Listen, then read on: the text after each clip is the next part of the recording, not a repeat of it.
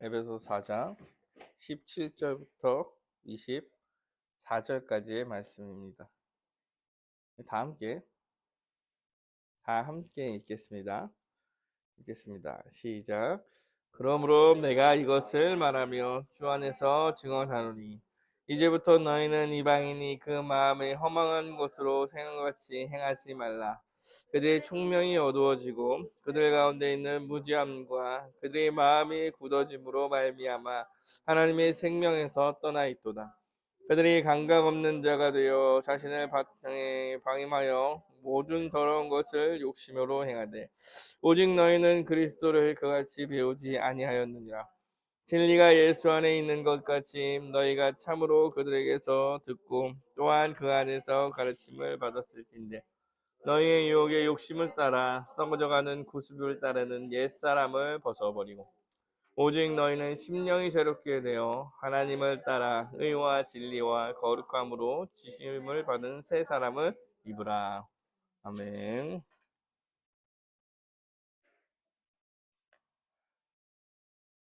에베소서 강해를 하고 있습니다. 오늘의 말씀은 에베소 4장 17절부터 24절입니다. 지난주 복구하겠습니다. 지난주 말씀은 이제 성령이 하나 되게 하신 것을 힘써 지켜라. 성령이 이미 하나 되게 하셨다. 그러니 너희들 힘써 그 하나됨을 지켜야 한다. 그리고 하나님께서 은사를 허락하셔서 그 하나됨을 지킬 수 있는 능력, 서로 사랑하며 서로를 위해 살아갈 수 있는 힘과 능력을 주시고 또한 그 은사를 따라 직분도 허락하셨으니까 우리가 서로 사랑함으로 교회를 잘 세워가야 된다. 이러한 말씀을 좀 나눴습니다. 오늘 보면 또 그것을 연장선상에서 그러므로라고 본문이 시작합니다. 지난주 내용이 이제 신자로서 성령이 하나 되게 하셨으니까 하나 되게 하신 것을 힘써 지켜야 한다. 성령이 하나 되게 하셨으니까 하나됨을 힘써 지켜야 된다.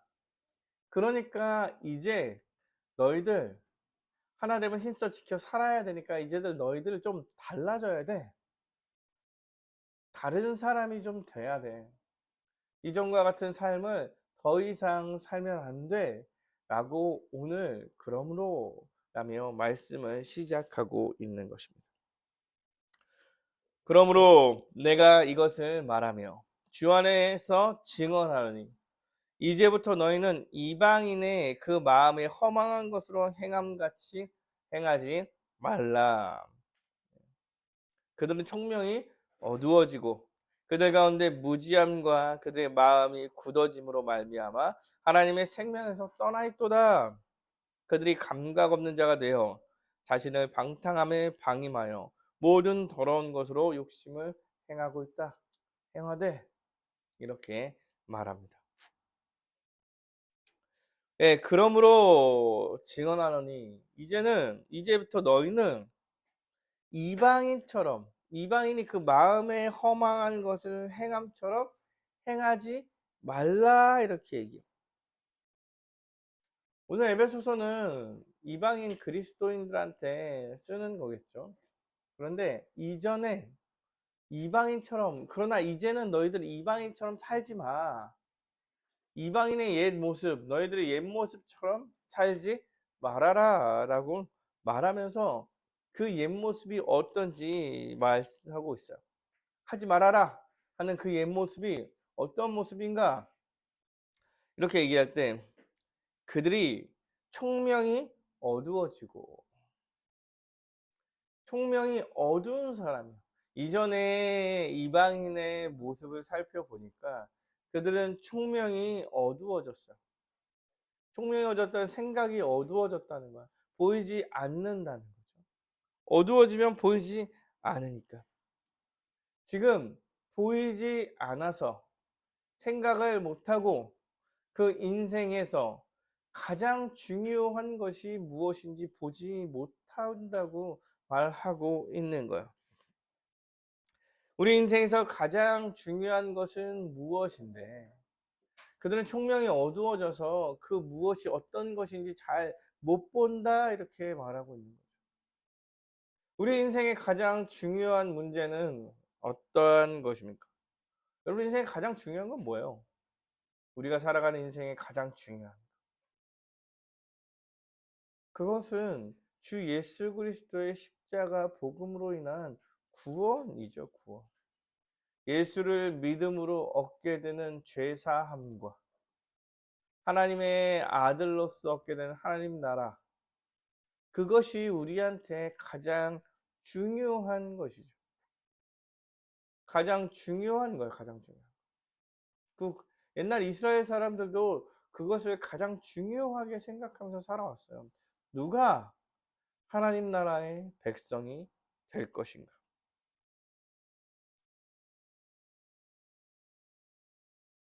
예수 그리스도를 믿어 죄 사함을 받는 것이 우리의 인생, 아니 모든 사람의 인생에 가장 중요한 것입니다.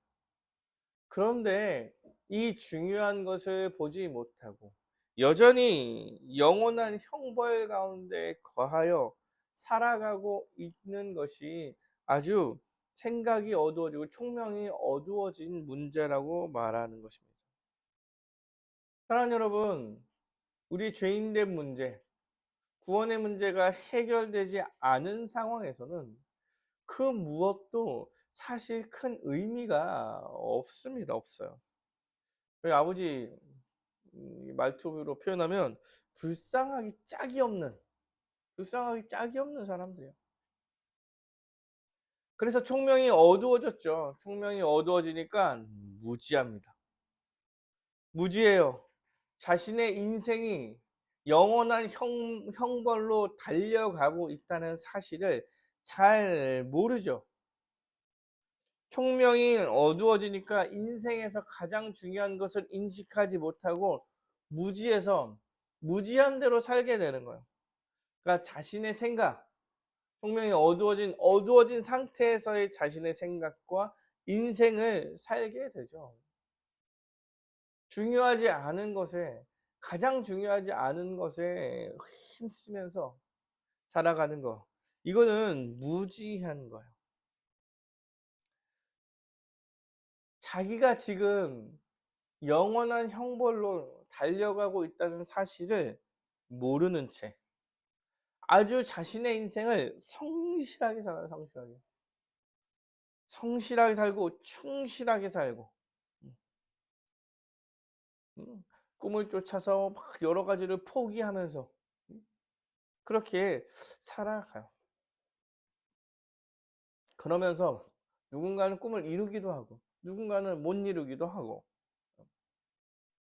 어떤 사람들은 뭐 자신의 신념을 지키기 위해서 힘을 다해서 살아가죠. 그게 지혜롭다고 생각하며 무지함인지도 모른 채 그렇게 살아갑니다. 어떤 사람들은 의롭게, 어떤 사람들은 성공을 위하여 무지함을 위해 최선을 다하는 삶을 살아가고 있는 거예요. 열심히 살고 꿈을 이루고 성공하고 어떤 사람은 신념을 갖고 그렇게 열심히 살다가 어떻게 돼요? 영원한 형벌에 처해지는 것입니다. 인생에서 매일매일 범죄하다가 지옥에 가는 것과 오늘의 인생을 열심히 살다가 지옥에 가는 것 똑같죠? 똑같아요. 똑같은 삶 가운데 있는 거예요. 이들은 무지해요. 마음이 너무 굳어져 있습니다. 마음이 너무 굳어져서 복음이 들어와도 복음이 들려줘도 듣지 않습니다. 누구의 말도 듣지 않아요. 주위에서 복음을 전하고 이렇게 살아가는 게 맞는 거야. 합당한 것이야. 오직 주를 위해 살아야 된다고 알려준다고 하더라도 듣지 않겠죠. 자신의 생각들이 너무나 확고하기 때문에 너무나 그 무지가 확고하기 때문에 마음이 굳어지는 것입니다.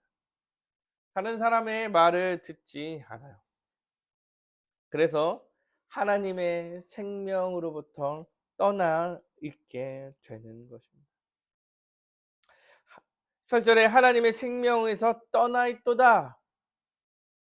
그들이 감각 없는 자가 되어, 하나님의 생명으로 떠나 있으면 어떻게 되냐면 감각 없는 자가 되어 자신을 방탕과 방임하여 모든 더러운 것을 욕심으로 행하게 돼요. 생명이 무엇인지 모르고 무지함이기 때문에 감각이 없이 단순하게 자신의 욕망과 자신의 생각대로 사니까 그 인생이 방탕하고 방임한 거예요. 자신이 좋아하는 것을 찾아가게 됩니다.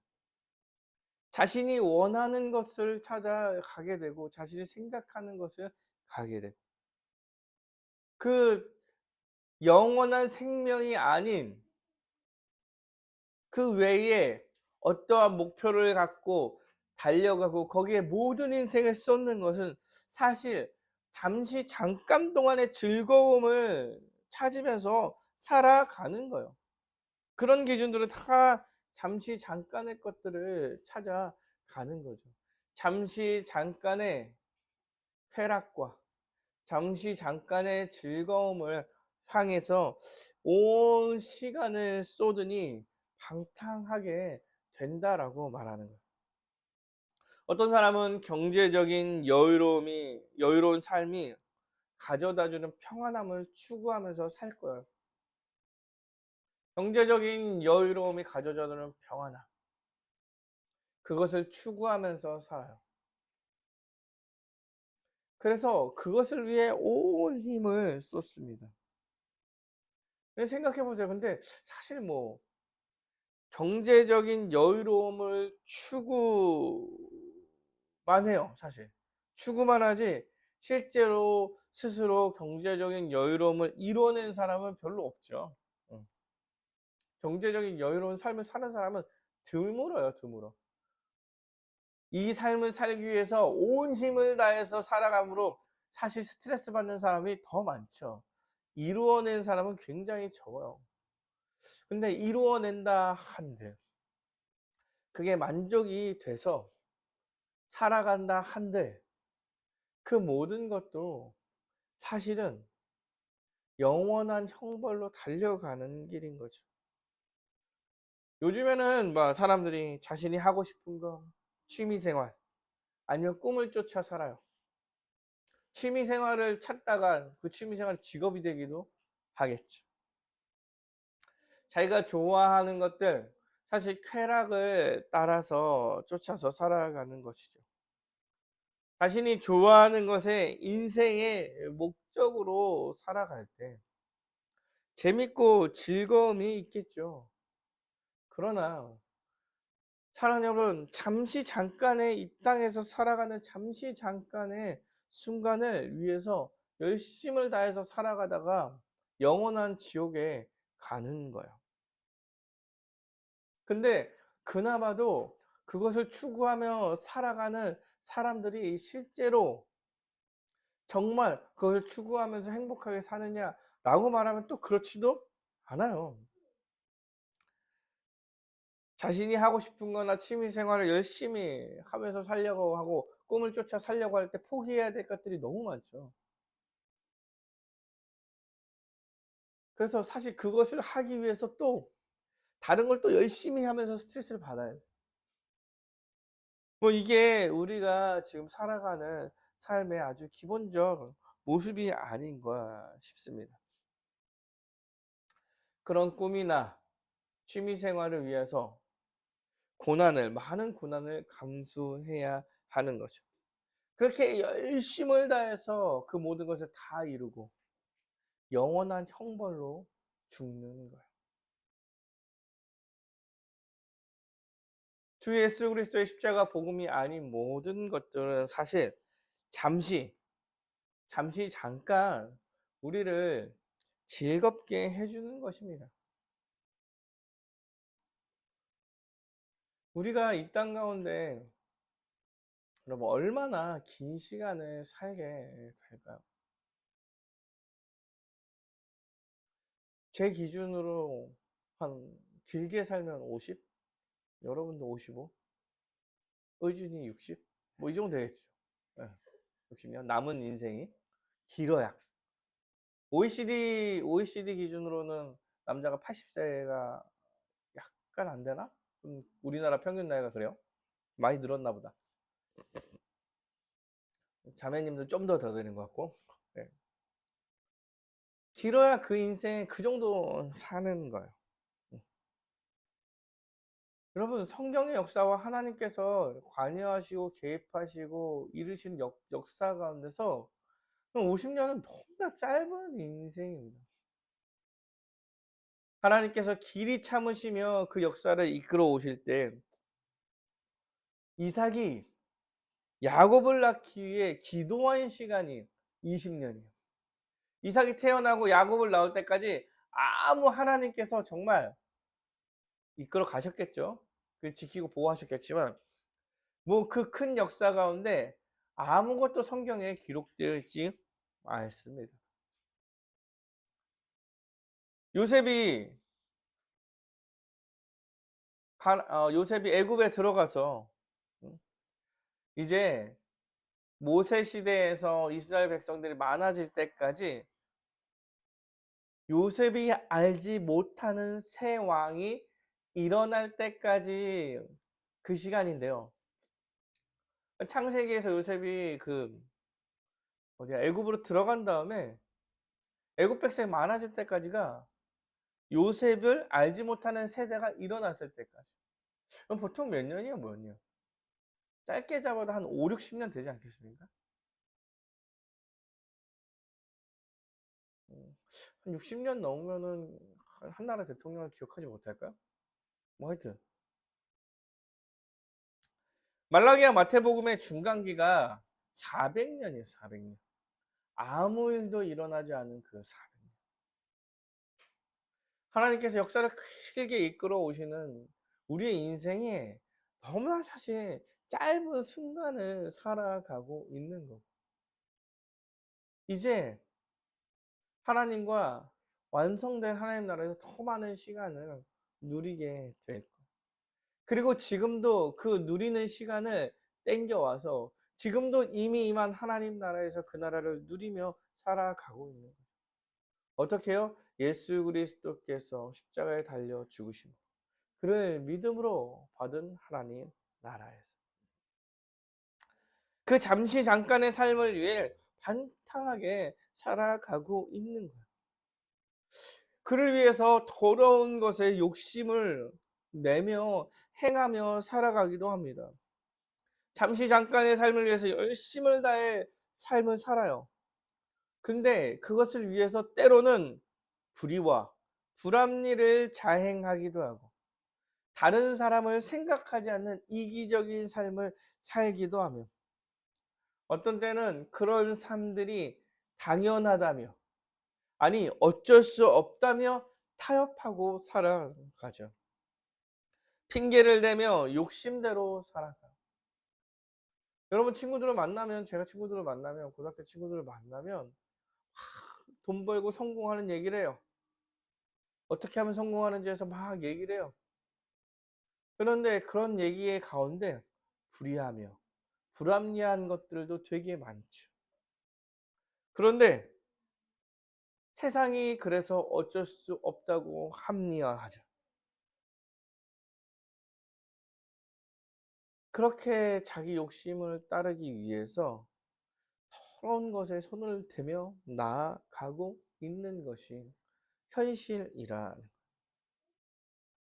이러한 삶을 하나님을 알지 못하였을 때의 삶, 이방인들의 삶이라고 오늘 성경이 말하고 있는 것입니다. 그래서 오늘 성경이 말하는 거죠. 너희는 이방인이 그 마음에 허망한 것으로 행함같이 행하지 말라. 너희들 이방인이었을 때 그 모습대로 지금 살아가지 말아라. 그때처럼 살지 말아라. 이렇게 이야기하는 거예요. 사랑하는 여러분, 오늘 에베소서는 누구한테 쓰는 이야기인가요? 바로 에베소 교회예요. 그리고 에베소 지역의 교회에 쓰는 편지일 것입니다. 에베소 지역과 에베소 교회에 편지를 쓰는 거라고 한다면 이 편지를 받는 대상들은 다 사도 바울에게 복음을 배워서 교회로 살아가고 있는 신자들일 거예요. 사도 바울은 지금 신자들에게 뭐라고 이야기하냐면 이방인이었다가 복음을 듣고 예수의 사람이 된 이 신자들한테 뭐라고 이야기하는 거냐면 너희들 옛날에 이방인으로 살았던 그때처럼 지금 살면 안 돼라고 지금 경고하고 있는 거예요. 강력하게 경고하고 있는 것입니다. 이 얘기는 뭐냐면 예수 그리스도의 십자가 복음을 믿어 교회로 부름받은 사람들이라고 할지라도 이전의 모습이 드러나고 이전의 삶의 모습대로 살아갈 가능성이 있다라고 말하고 있는 거예요. 그러니까 사도 바울이 그렇게 살지 말라고 강력하게 경고하고 있는 것입니다. 사랑하는 여러분, 지금 무엇을 목적으로 살아가고 계십니까? 우리는 가끔 우리가 살아가야 될 목적을 잊은 사람처럼 살아갑니다. 우리의 목적은 무엇인가요? 우리의 목적. 우리의 사명은 뭐예요? 우리의 사명은 우리를 구원해 주신 예수 그리스도께 하나님께 감사하며 그를 찬양하고 예배하며 살아가는 게 우리의 사명이고 우리의 삶의 목적이에요, 목적. 이미 우리는 삶의 목적을 다 이루면서 살아가고 있는 사람들인 거죠. 그런데 그 목적을 가끔 잃어버리며 살아가는 게 아닌가. 여러분 삶을 돌아보고 고민해야 할 것입니다. 자기가 하고 싶은 것에 집중하여서 열심을 다해 일하다가 여러분 자기가 살아가고 하고 싶은 것에 집중을 다하는 게 나쁜 건 아니죠. 자기가 맡은 역할, 직업에 열심을 다하는 게 나쁜 게 아니죠. 그런데 그것 때문에 목적을 잃어버리면서 사는 거. 내 삶의 목적을 잠시 뒤로 하며 그것에만 몰두하는 것은 여러분 주객이 전도된 삶을 살아가는 거예요. 옛날에 살 때 그렇게 살았어요. 이전의 삶의 모습이 그랬다고. 근데 지금은 아니야. 우리의 지금의 목적은 함께 예배하며 주님께 감사하고 교회로 살아가는 거야.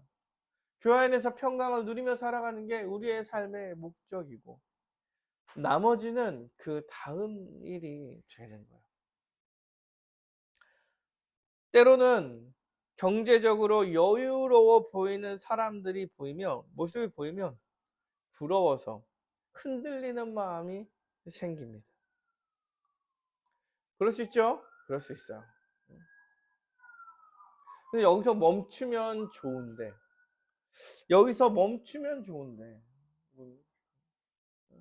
재벌집 막내 아들 보면 아주 잘 살고 그냥 뭐, 천억 단위가 막 우습게 여겨지게 막 나오죠. 수행 비서들이 붙고 저 같은 우리 어제 그런 생각을 아니 저렇게 태어났으면 저렇게 그 승계 싸움하지 않고 그냥 구석탱이에서 그냥 그 정도 돈 갖고 살겠다. 이런 생각. 우리나 하는 얘기죠. 우리나 하는 생각이죠. 치열하게 살아가는 그 사람들을 보면서 부럽습니다. 이렇게 생각할 수도 있을 것 같긴 해요. 근데 거기서 멈추지 않고 더 나가는 거야. 그런 사람들과 비교해서 자신의 모습이 실망스럽고 열등감이 생기고 그러다 보니 그런 사람들을 따라 살고 싶어지고 그러면서 내가 주 예수 그리스도로부터 받은 그 은혜가 아무것도 아닌 것처럼 여겨지며 이제 받은 은혜를 누리지 못하면서 살게 되는 거예요. 잘 생각하셔야 돼요. 잘 생각해. 이런 일들이 많이 벌어질 수 있겠죠. 왜냐하면 이 주위에 우리 주위에 허망한 것을 쫓아 살아가며 하나님의 생명으로부터 떠나 있는 사람들이 너무 많이 있어요. 우리는 여전히 이전의 삶의 모습과 함께 살았던 그 사람들과 교제하면서 함께 살아가고 있죠. 그렇기 때문에 여전히 그런 유혹과 어려움 가운데 있을 수 있는 거예요. 사랑하는 여러분, 그러나 우리는 달라진 사람이에요. 더 이상 그렇게 살아갈 수 없어요. 허망한 것을 쫓으며 살려고 할 때 멈출 수 있어야 하는 것입니다. 왜 멈출 수 있어야 되냐면, 왜냐하면 하나님의 백성은 그리스도를 그와 같이 배우지 않았기 때문에 그렇습니다. 4장 20절과 21절을 이렇게 합니다. 오직 너희는 그리스도를 그같이 배우지 아니했다. 이방인의 이전의 모습처럼 살아갈 수 있게 그리스도를 배운 게 아니야. 진리가 예수 안에 있는 것 같이 너희가 참으로 그에게서 듣고 또한 그에게서 가르침을 받아.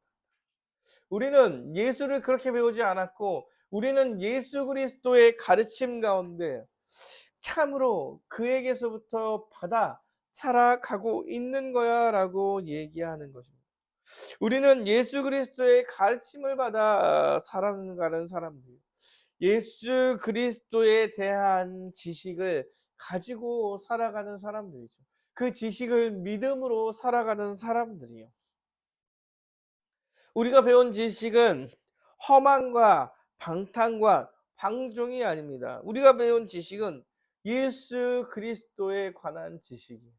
예수 그리스도가 죄악 가운데 물들어서 정말 주님 앞에 설 수 없는 우리 같은 사람을 대신해서 십자가에서 모든 형벌을 다 받으시고 죽으시고 부활하시고 보좌 우편에 앉아서 주님이 되시며 우리를 예수를 머리로 한 교회로 부르심으로 통치하고 계시는 그 예수 그리스도의 십자가 복음 안에 교회로 살아가고 있는 것이에요.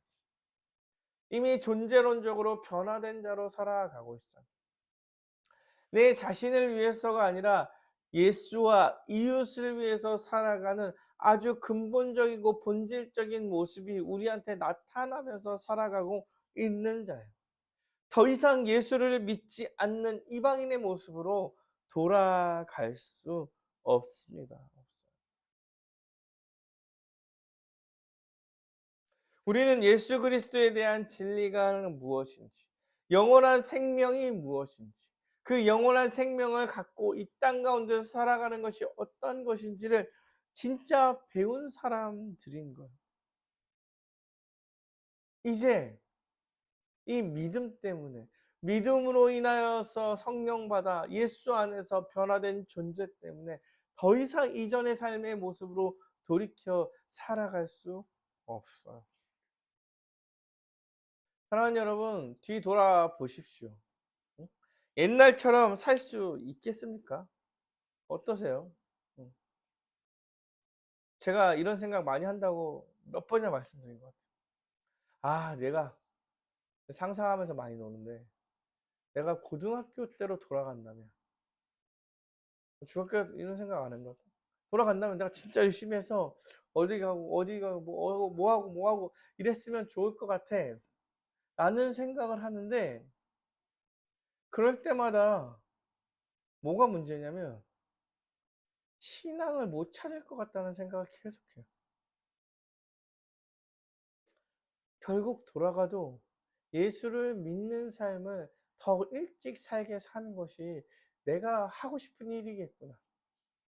예수가 없는 삶에 대해서 생각하기가 어려워지는 거야. 그게 좋지 않은 거야. 더 이상 그때로 돌아갈 수 없습니다. 오늘 22절부터 24절까지 그 돌아갈 수 없다는 것을 세 가지 명령으로 이야기합니다. 22절부터 24절입니다.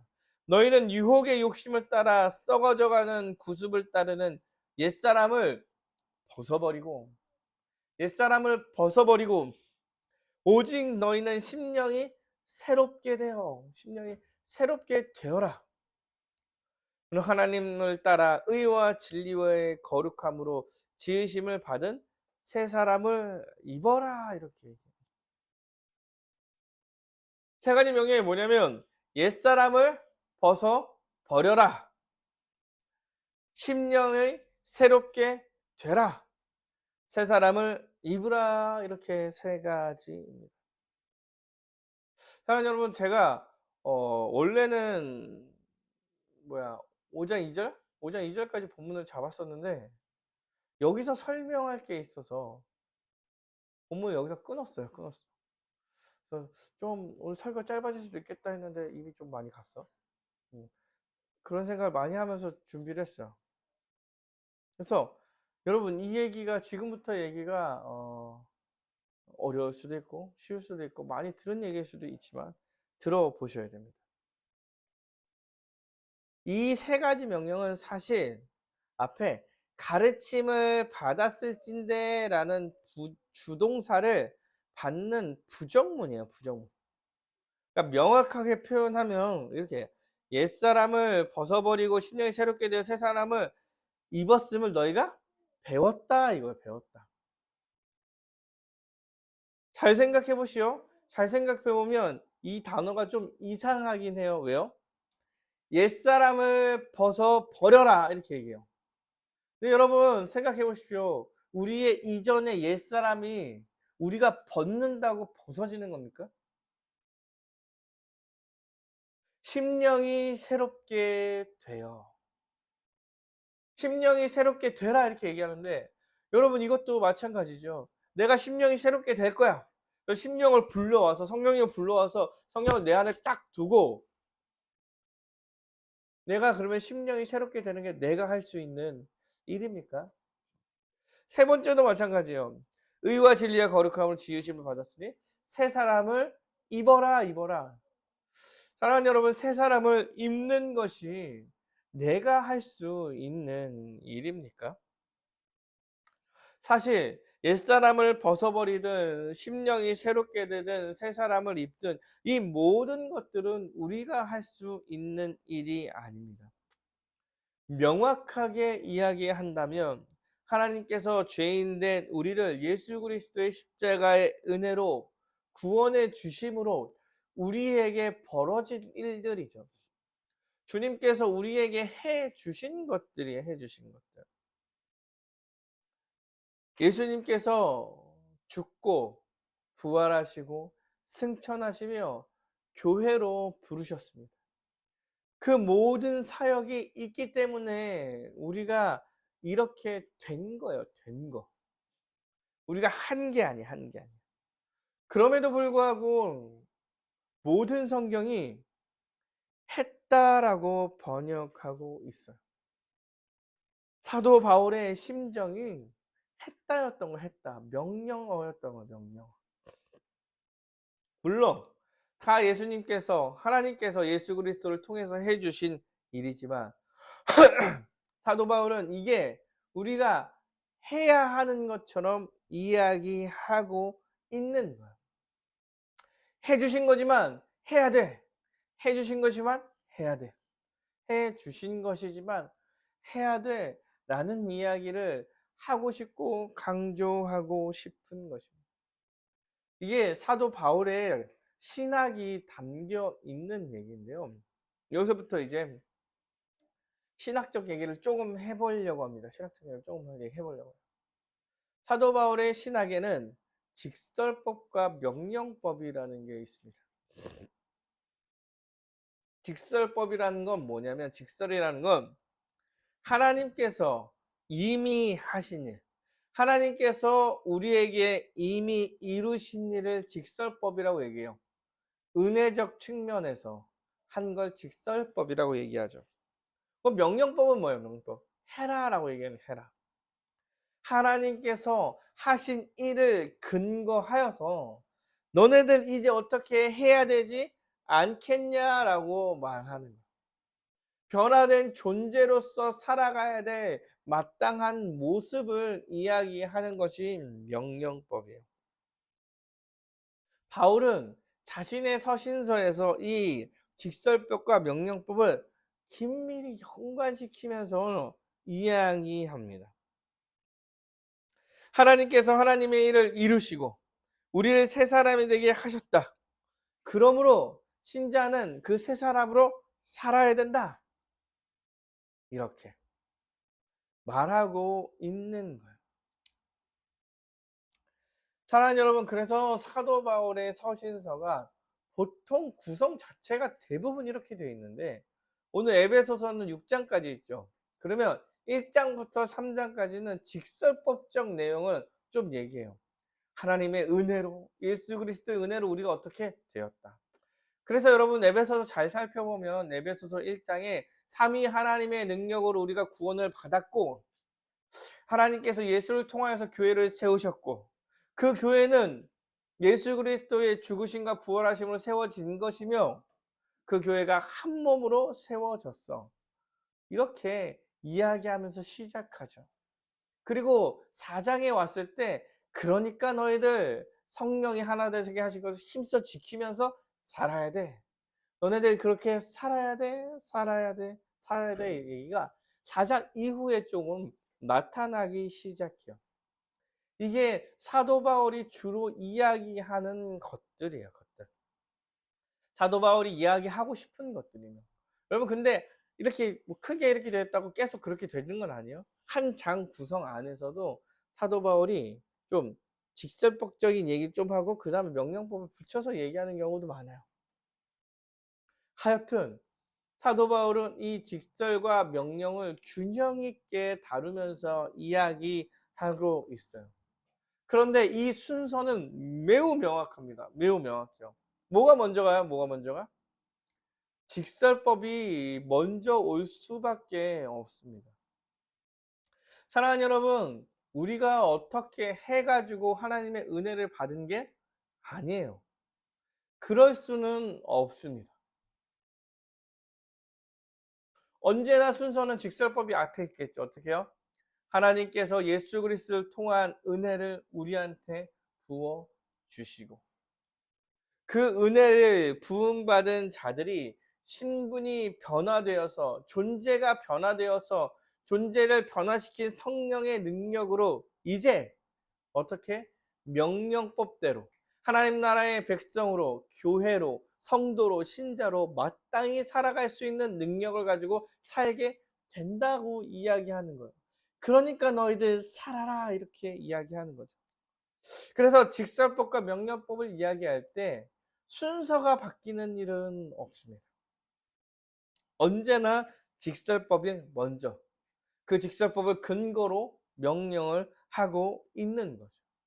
그래서 우리에게 떨어진 그 모든 명령들, 해라, 해야 된다, 그런 사람이 되어라 라고 이야기하는 모든 것들은 다 예수님의 구원이 이루어졌기 때문에 명령하고 있는 것입니다.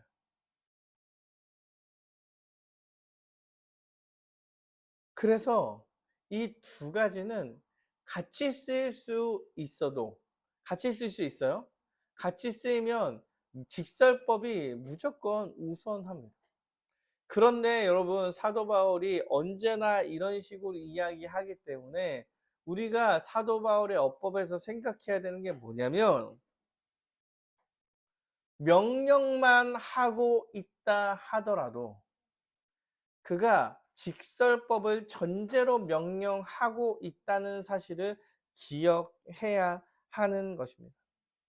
사도 바울이 어느 본문에서는 그냥 명령만 해요. 이래라 저래라, 이래라 저래라, 저렇게 해야 한다. 그런데 그렇게 명령만 한다고 사도 바울이 그 명령만 한 사람이 아닌 거예요. 맞죠? 사도 바울은 복음을 전하면서 복음을 다 전했고, 사도 바울이 성경 여러 곳곳에서 명령과 직설과 명령을 계속 이야기하고 직설법을 전제로 명령을 계속 이야기했다면, 어느 편지에서 명령만 나온다 하더라도 그의 전제로 직설을 깔고 있다는 사실을 기억해야 하는 것입니다. 사도 바울은 하나님께서 이루신 놀라운 은혜와 사랑을 이야기하면서 명령에 대한 것을 어떻게 살 것을 우리에게 강조하고 있기 때문에, 우리에게 엄하게 말하고 있기 때문에, 사실은 엄하게 말하고 싶을 때, 정말 우리의 삶을 강조하고 싶을 때 사실 직설법적 요소를 얘기하지 않을 수도 있어요. 그럼에도 불구하고 그 이야기는 전제적으로 하나님의 은혜가 깔려 있음으로 해야 함을 말하는 거예요. 사랑하는 여러분, 반대도 됩니다. 반대도 맞아요. 그 반대는 뭐예요? 사도 바울이 직설법적으로 하나님께서 어떤 은혜를 부어 주셨습니다 라고 이렇게 계속 이야기하는 것도 사실은 그 목적이 어떤 게 있어요? 어떤 게 있어요? 너네들 은혜를 받았잖아. 은혜를 받은 자잖아. 하나님께서 예수를 보내주셔서 그 십자가의 은혜로 너네들 구원받았잖아. 존재론적으로 변화됐잖아. 여기까지만 사도 바울이 이야기한다 하더라도, 사도 바울은 어떤 목적으로 이런 이야기를 한 거예요? 그러니까 합당하게 살아야 되지 않겠냐 라고 말하고 싶은 거예요. 말하고 싶은 거.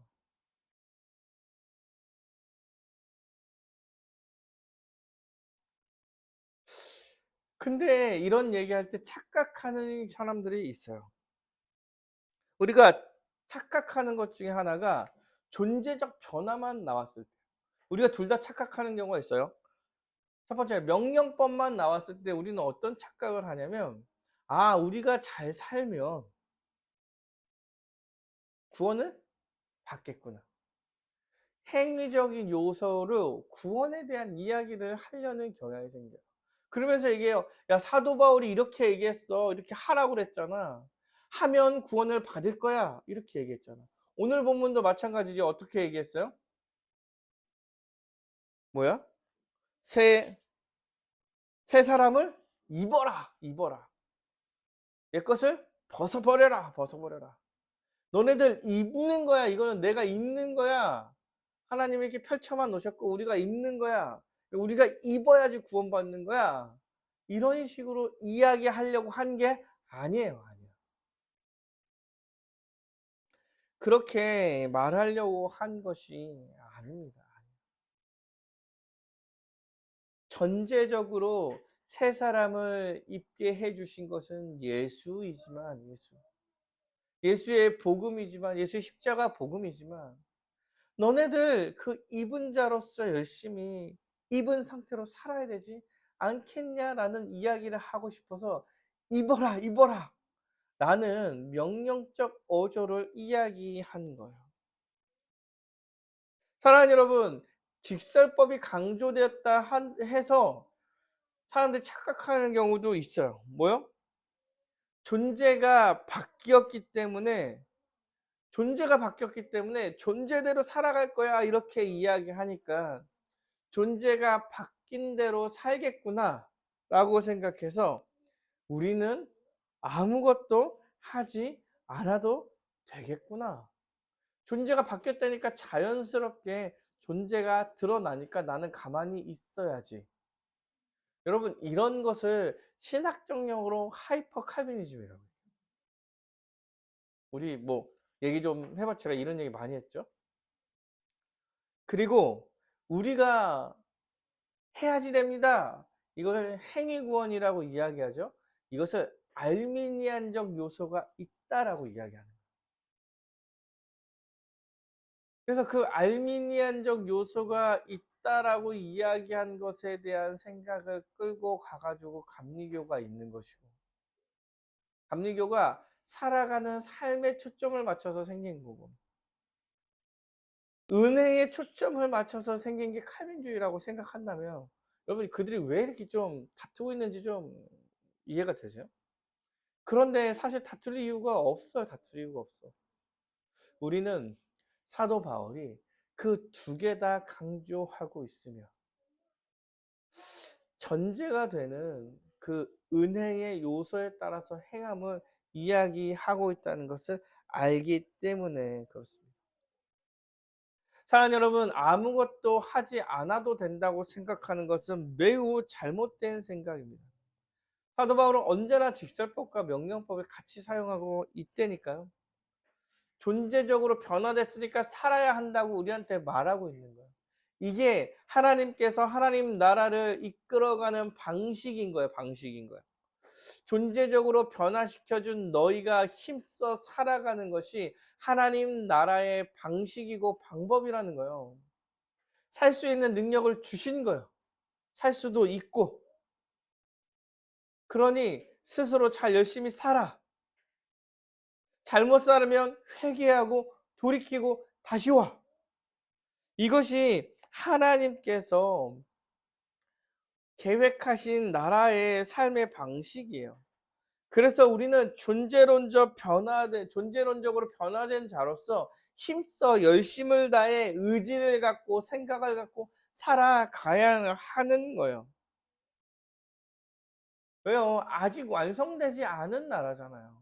아직 하나님 나라의 생각과 같지 않은 다른 생각들이 침투하고 있잖아요. 여전히 이전에 이방인들의 삶의 모습과 같이 살아가는 사람들과 그런 사상들을 가진 자들이 우리한테 계속 주입하잖아. 그리고 그렇게 살아가는 모습들을 보여주잖아. 존재론적으로 변화된 사람들도 공격받으며 살아가는 이 시대에서 열심을 다해서 살아가라 라고 말하는 거예요. 너희들한테 능력이 있다. 그들이 좋은 게 아니다. 이미 너희들은 영생 가운데 살아가고 있지 않냐. 열심을 다해서 한몸됨을 지켜가라. 이렇게 말하고 있는 것입니다. 직설법에서 명령법으로 넘어갈 때 이것은 자연적이진 않아요. 자연적이진 않지만 필연적으로 이런 모습이 나타나야겠죠. 그러니까. 자연적이지 않다는 얘기는 뭐예요? 가만히 있어서 되는 문제는 아니야. 그런데 여러분, 필연적으로 신자는 존재론적 삶의 모습이 나타나게 돼 있어요. 존재론적 삶의 모습을 살기 위해서 온 힘을 다해서 힘써 살아갈 거예요. 왜냐하면 성령님께서 그렇게 살아갈 수 있게 능력도 주시고 힘도 주시고 마음도 주실 것이기 때문에 그렇습니다. 우리가 직설법을 믿을 때 필연적으로 내 삶 속에서 명령법을 행하려고 힘써 살아가는 모습이 나타나게 될 거라는 거예요. 그래서 힘써 살 거야, 힘써 살 거야. 그렇지 못하는 삶을 살았을 때 어떻게 해요? 안타깝고 슬퍼하고 회개하고 돌이키게 될 거예요.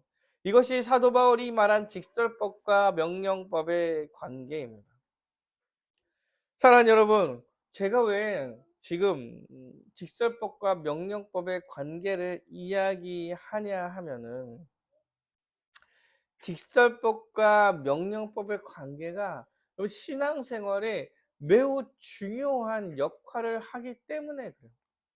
사도 바울도 이 직설법과 명령법이 긴밀하게 붙어 있기 때문에 직설법과 명령법을 이렇게 혼합해서 사용도 하고 따로 쓰기도 하고 이것을 계속 이야기하고 있는 거예요. 사랑하는 여러분, 그리스도의 믿음 생활은 이 직설법과 명령법의 관계 가운데 사실은 연결되어 살아가고 이루어집니다. 신앙생활은 단순히 직설법만을 이야기하지 않습니다. 하나님께서는 그의 아들에게 핏값을 물으시면서 살려주신 그 생명, 죄인으로부터 변화시켜 의로운 자로 바뀐 존재로 하나님께서 존재적인 모습을 변화시켜 준 그 삶, 그 은혜 가운데 그 은혜적 삶을 살아가기를 말하고 계시는 거예요. 그래서 우리는 언제나 은혜를 받은 자로 살기 위해서 힘써 살아가죠. 그래서 명령법이 되게 중요하죠. 어떻게 살아야 되냐? 이렇게 살아, 저렇게 살아 라고 이야기하니까 우리가 힘써 명령을 지키면서 살려고 하는 거예요. 그런데 여러분, 힘써 지키면서 살다가 명령대로 살지 못하고 오늘 본문에 나온 대로 이방인의 모습대로 살아갈 때, 이방인의 이전의 모습의 삶이 우리한테 나타날 때 어떻습니까? 이미 사실 완성되지 않은 하나님 나라의 공격이 있기 때문에 이러한 모습들이 나타날 거예요. 때로는 무너지고, 때로는 지기도 하고, 때로는 타협도 하고. 그럴 때 여러분, 그 명령법적 요소만 생각하면 우리는 우리의 모습을 자책하고 비교적으로 실망에 빠지고 우울해지며 결국에는 내가 하나님 나라의 백성이 아니구나라는 생각으로 빠져서 주를 잃고 주로부터 벗어나게 되는 거야. 그래서 이 균형을 이루는 게 되게 중요한 거죠. 은혜만 막 생각할 때, 은혜만 너무 많이 생각할 때, 어떻게 살아야 되는지 얘기를 안 할 때, 어떻게 살 것인지에 대한 고민을 하지 않을 때, 여러분, 죄가 죄인지도 모르고 짓고 있는, 그리고 그것을 은혜를 받았으니까 내를 저려져도 괜찮아 라고 합리화해 가면서 살아가며 그것이 구원파적 믿음으로 가게 되고, 지금 사실 한국교회에 좀 안 좋게 자리 잡은 믿음으로 가게 되는 거예요. 사랑하는 여러분, 균형을 이루는 것입니다. 그래서 균형을 이루는 거예요. 주의 은혜를 기억한다면 그 은혜를 가지고 어떻게 살 것인지에 대한 고민을 하고 그 은혜를 어떻게 지켜갈 것인지에 대한 고민을 하면서 살아가는 거, 또한 그 명령법대로 살다가 잘 못 살고 타협하며 무너지고 쓰러질 때 이러한 나 같은 자도 여전히 구원하시며 지키고 보호하시고 용서하시며 끌고 가려는 그 예수 그리스도의 그 직설법을 기억하며 다시 한번 일어서서 나아가는 것. 패배감 속에 무너지고 자책하며 우울해 있는 것이 아니라 여러분, 그럴 때일수록 더 주님을 찾아가는 거예요. 그래서 그럴 때일수록 더 주님 앞에 나오고 예배하며 주의 십자가를 기억하려 노력하고 감사하고 기도하고 말씀을 보며 찾아가는 거죠. 사랑하는 여러분, 이런 신앙이 반복되어 가는 거예요. 주의 은혜를 찾다가 은혜를 찾으니까 어떻게 열심히 살겠다고 살아가다가 무너지고 쓰러지니까 다시 은혜를 찾아가는 거예요. 그러다 보니까 다시 한번 또 살아갈 힘을 내서 가는 거죠. 이렇게 신앙은 조금씩 여기로 왔다 갔다 하면서 점차 조금씩 성장해 가는 거예요. 그래서 제가 말씀드린 거 기억하십니까? 신앙의 그래프는 이렇게 원형으로 하늘로 올라가는 거예요. 신앙은 올라가요. 그런데 때로는 무너졌다. 올라갔다 무너졌다 올라갔다. 결국엔 이 큰 그래프가 저기 하나님 나라의 완전한 백성으로 가고 있는 상황으로 쭉 가는 거겠죠. 이렇게 반복하면서 신앙은 성장해 가는 것입니다. 그래서 오늘 사도 바울이 말합니다. 하나님을 따라 의와 진리의 거룩함으로 지으심을 받은 새 사람을 입어라. 사랑하는 여러분, 새 사람을 입어서 새 사람을 입은 모습에 합당하게 살아가셔야 합니다. 더 이상 이전의 삶으로 돌아갈 수 없어요. 이런 것은 저절로 되는 문제가 아닙니다. 우리가 순종하기 위해서 힘써 노력하면서 힘써 살아갈 때 가능한 거예요. 사랑하는 여러분, 새 사람을 입으며 살아갈 수 있게 힘껏 노력하시길 바랍니다. 새 사람으로서 새로운 통치인 주 예수 그리스도의 통치를 받으며 힘써 살아가시길 바랍니다. 또한 그렇게 살아갈 때에 잘 되지 않았을 때 주님께서 변화시켜 주신 존재를 기억하면 다시 한번 힘을 내시길 바랍니다. 패배감에 빠져서 우울하게 계속 있지 말고 그럴 때일수록 더 주님을 찾고 기도하고 은혜의 자리에 더 서려고 노력하시면 좋을 것 같습니다. 여러분 가장 좋은 습관은요. 가장 좋은 습관은 예배하며 찬양하고 기도 자리에 계속 서 있으려고 노력하는 거예요. 그러면서 신자로 어떻게 살아야 될지, 이웃을 사랑하는 모습을 어떻게 살아가야 될지를 고민하면서 살아가는 거예요. 이 두 개가 잘 조화를 이룰 때에 여러분 우리의 신앙이 성장하고 뭐 신앙의 슬럼프 뭐 있을 수 있겠죠. 그럴 때도 일어날 수 있는 거예요. 그리고 이런 걸 알 때 서로 권면하면서 살아갈 수도 있는 거예요. 나는 왜 이럴까? 왜 나는 계속 죄 가운데만 살게 되는 걸까? 나는 이제 안 되는 사람인가?